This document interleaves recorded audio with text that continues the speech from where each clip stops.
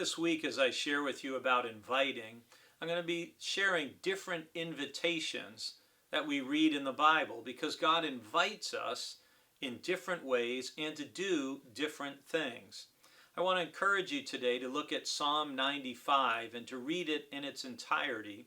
Verse 1 is, "O come, let us sing to the Lord. Let us make a joyful noise to the rock of our salvation."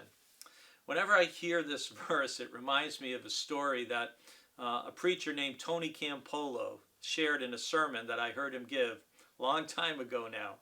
And Tony shared how he'd been at this Christian conference in central Pennsylvania with a whole lot of young people, and it was a little more charismatic and very high energy and very participatory. And he said that Sunday, after this conference of a couple days, a number of them, including Tony himself, went to a local, rather staid Lutheran church. And they happened to begin the service with that verse.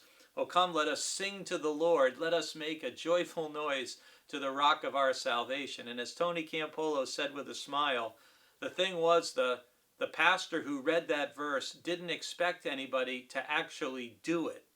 And when he said, "Let us make a joyful noise," he said all these young people stood up and started yelling and screaming, going, "All right, way to go, praise God."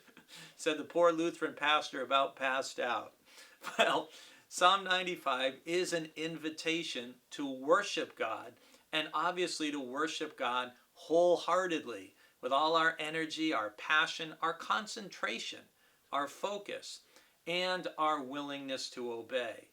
One of the things I say about worship at Brewster Baptist Church, and when I'm working with younger pastors and trying to teach and train them, is I say we want people who leave worship at our church, even if you're watching online exclusively, I want you to be able to say three things. I learned something, which means we engage you at the level of your mind, of your intellect. We want people to be able to say, I was moved, which means you were engaged at the level of your emotions. You may have laughed, you may have cried, you may have done both over the course of an hour. And the third thing is, I want people to be able to say, and I intend to do something about it, which means we engaged or connected with people at the level of their will. If you can learn something, if you're moved, and if you intend to make a change every week, that's how spiritual growth happens. And Psalm 95 is an invitation to worship God, and it's also an invitation to obedience. Because if you read the whole psalm, you see the acknowledgement that, come, let us worship and bow down, let us kneel before the Lord our Maker.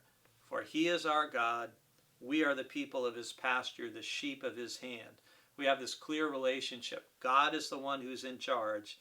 God is the one who's holy, who is to be worshipped. We belong to God. And then the rest of that psalm seems to shift rather dramatically because it reminds the people of a time when God's people hardened their hearts at Meribah, as on the day at Manasseh in the wilderness, when people were disobedient and things didn't go well for them. Their hearts did not regard my ways, says God. So we're invited, as Psalm 95 says, to worship the Lord. That's with energy, our mind, our passion, our will, but also to worship God with our obedience. God is inviting you, and this is how you are to worship and to follow.